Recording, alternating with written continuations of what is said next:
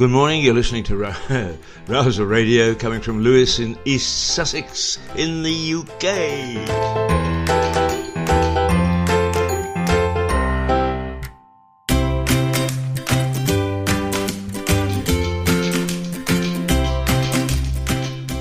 A whole half hour of nonsense.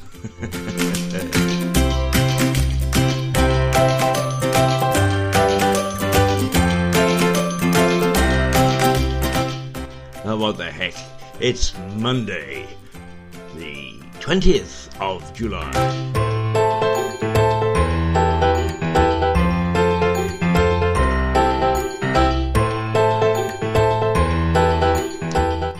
And in our part of the world, it's looking pretty good out there. Sunny, sunny, sunny.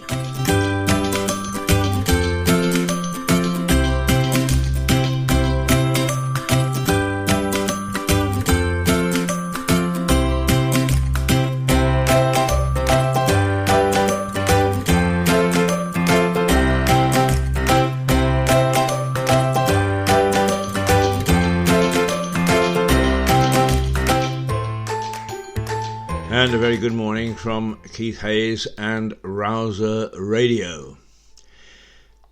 That was Buddy by Ben Sound. We always start off with Buddy unless we've got a reason not to. We've had a couple of reasons recently.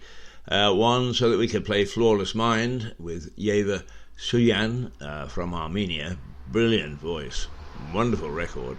And two was because I unearthed from the 1940s Rose, Rose, I Love You, and it's a brilliant record. It is a brilliant record. And those people who don't like that sort of music and think, what's he doing, resurrecting stuff from 1940s, that kept this country going throughout the nasty war years.